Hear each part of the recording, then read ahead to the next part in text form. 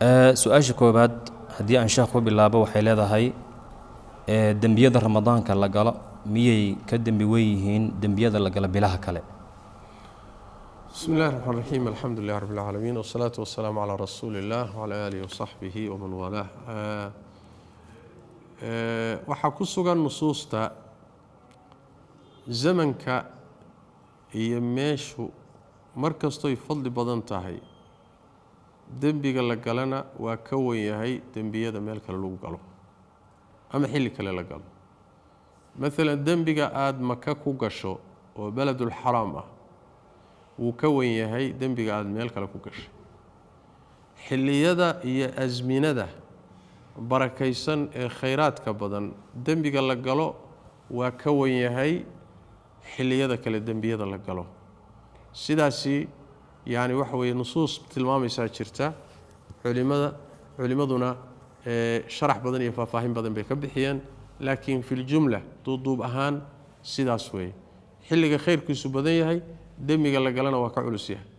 meesha khayrkeedu badan yahay dembiga lagu galana waa ka culus yahay meelaha kale. wallahu aclam. jazaaka allahu khayran. su-aashaan maalin horaan sheekha weydiinay, laakiin xagga farsamada awgeed waxaa la maqli waayey jawaabta sheekha, iyaday baan ku soo celinay. sheekh saa'ilkan wuxuu leeyahay waxaan wadanay markab xoolo noo saarnaayeen, xoolihii ayaa naga dhammaaday, waxaan is aragnay markab kale oo ay leeyihiin qolo aan muslim ahayn, waxayna nagu yidhaahdeen xoolaha dhintay ee idinka aad wadataan nooga badasha kalluunka aan wadanno, marka sidii baan yeelnay. shareecada maxay ka qabtaa? taa macnaheedu wax weeyaan baktigii aad wadateen ayaad kalluun ku gadateen. baktina lama intifaacsado, lama gato. nabigeennu sal alla alay wasalam waxyaalaha uu xaaraamaya waxaa ka mida meytida lacagteeda, baktiga lacagtiisa nebigu waa xarimay sal alla alay wasalam sida xadiiska jaabir tilmaamayo.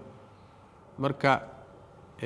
ama lacag kaa soo gashay ha noqoto ama shay kaloo xalaalood baktigii ku bedelatay ha noqotee, shaygaa aad ku bedelatay waa xaaraan. waxaa la samaynayaa waaye dadkii baktiga qaatay tage, dadkanna malay bay soo qaateen kula soo wareegeen, malaygiisee la yeelayaa ama haddii la gaday lacagtiisee la yeelayaa. waxyaalaha noocaas oo kale ah waxaa lagu bixinayaa masaalixda caamka, danaha guud baa lagu bixinayaa. muslimiintu intifaacsanayaan waxbarashada, caafimaadka, biyaha, wadooyinka, meelahaasaa lagu bixinaya. xoolaha noocaas oo kale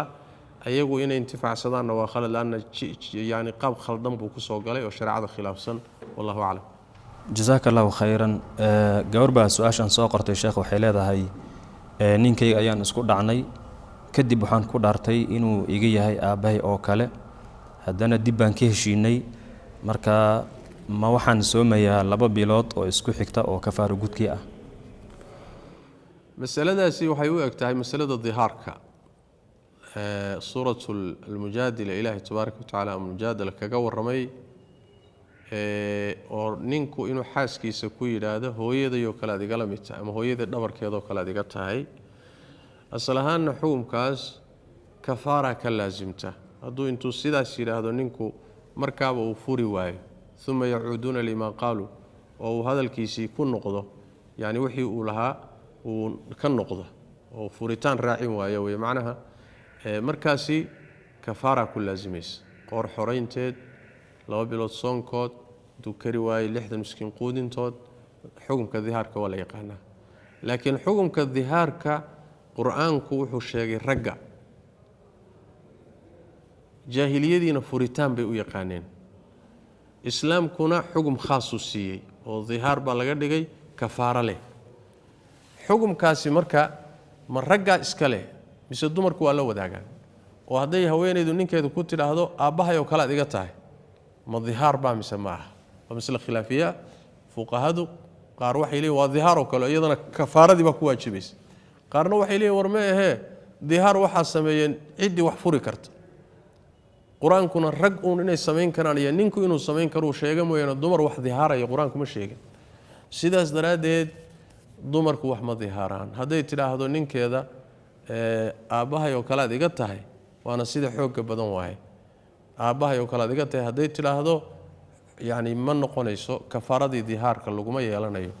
laakiin mar kale waxaa laga doodayaa dhaar oo kale miyay tahay oo kafaaradii dhaarta miyaa ku waajibaysa mise waxba laguma lahaabo ixtiyaatan marka dadaal ahaan kafaaradii dhaarta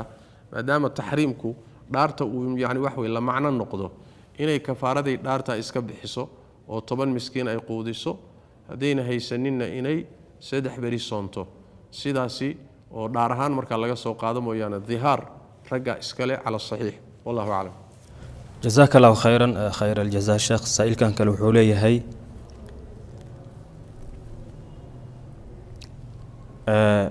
sheekh waan ku salaamay salaan kadib waxaanan soomin sanado badan aniga oo caafimaad qaba haddana waxaa igu dhacay xanuunka dhiigkarka ah sinaba uma soomi karo mana soo qalayn karo ee maxaa igu waajibay haddaad soonka intaad kari kartay kas uga tagtay haddana xanuun kugu dhacay ilaahay u toobadkeen haddaad soomi kartana soo qallee baa lagu dhihi lahaa haddii aadan qallay karayninna ilaahay u toobadkeen dambi dhaaf weydiiso oo cibaadaadka kaleed kari karta badso culimada qaar dhahayna waa jiraan fidyo iyo raashiin ha la bixiyo oo soomankii uu ka tegay ha ka bixiyo laakiin soon kas looga tegay fidyo shareecadu uguma sheegin yacni waxa weeye soonka fidyada laga bixiyo waa soon cudurdaar looga tegay sidaas daraaddeed waxaan dhihi lahaa cibaadaadka kale badso inta uun aada nooshahay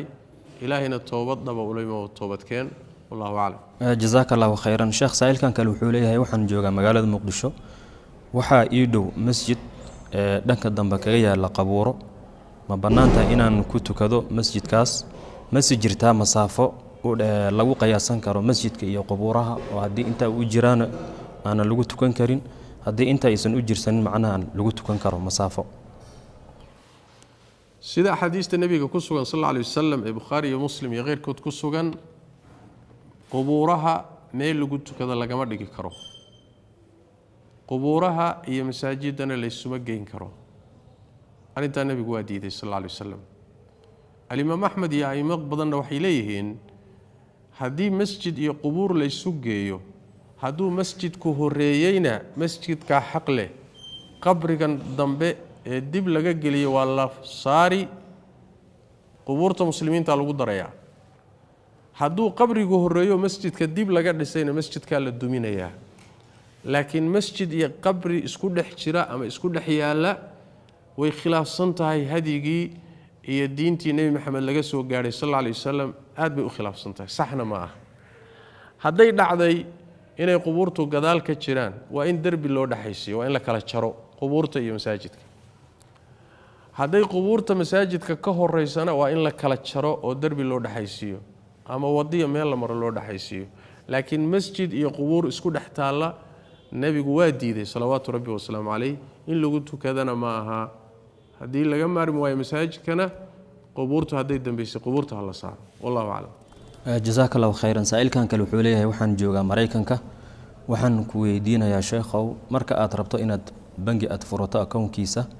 waxay sharti kaaga dhigayaan inaad dhigato $25 bil kastana wuxuu kaa qaadanayaa $10 ee lacagta xukunkeedu muxuu noqonayaa masaladaasi waa mucaamalo meel aanan joogin ka dhacaysa macluumaad siyaadayna u baahan tahay maraykanka aad joogto culimada joogta weydii iyagaasaa garan karaya mucaamaladan aad ka hadlayso fahmi kara kadibna wixii shareecada waafaqsan kaa dhihi kara insha allahu tacala wallahu aclam jazaaka allahu khayran saa'ilkan kale wuxuu leeyahay waxaan sheekha weydiinayaa waxaan ku jiray hagbad ama ayuuto taas oo socotay 18 bilood marka 18 bilood kadib ayaan qaatay ayada oo sako goys ah marka lacagtaas sako miyaa lagu leeyahay intaa socotay 18 bilood kadib haddaad qaadatay طبعا 18 bilood ee hagbadda la bixinayay dadka kaa horeeyay oo dhan lacag baa kaala jirtay adaa wax bixinayay waqtigaagii baa soo gaadhay waxa kuu soo noqday inta badan waa lacagihii aad bixisay haddaad ruuxii ugu dambeeyey tahayna kulli lacagta kuu soo noqotay waa uun lacagtaadii oo dadkan kuugu ururtay ood ku lahayd unbaa kuu soo noqotay ruuxa koobaad iyo ka labaad iyo ka dhexdaabaa deymo qaata deyn bay ku noqotaa laakiin ruuxa ugu dambeeya lacagihii ka baxay muddadaas oo ururay unbaa u soo noqonaya lacagahaasi kaa maqnaa hadday saka gaadheen sanadna u soo wareegay qaar ka mid oo kaa maqnaa deyn kaa maqan bay ahayd deynta kaa maqan hadday saka gaadhay sanadna u soo wareegay saka waa lagu leeyahay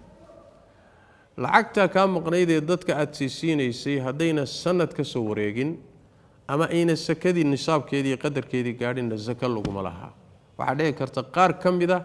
in saka lagu yeesho qaar ka midana aan lagu yeelin waxay ku xidhan tahay muddadii in la fiiriyo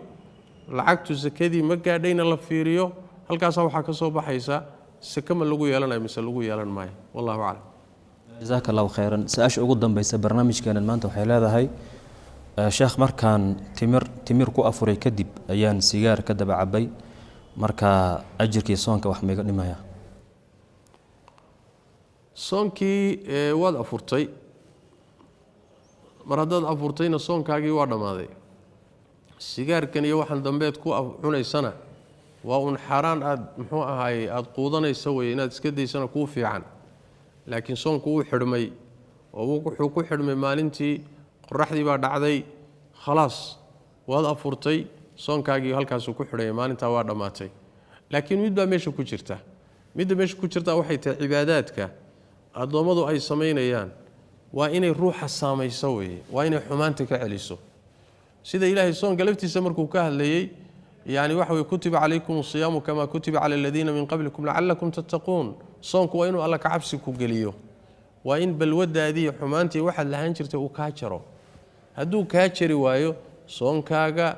waxbaa si ka ah salaadii oo kale ilaah waa ka sheegay ina asalaata tanhaa cani alfaxshaa'i waalmunkar salaadu dadka xumaanta iyo dembiyada foosha xun bay ka celisaa hadday salaadaadu kaa celin weydo salaadaada waxbaa si ka ah dhanka markaan ka fiirin xajka oo kale markuu ilahay ka hadlay sidoo kale inuu dadka taqwo iyo alla ka cabsi geliyo cibaadaadku marka sidaas waaye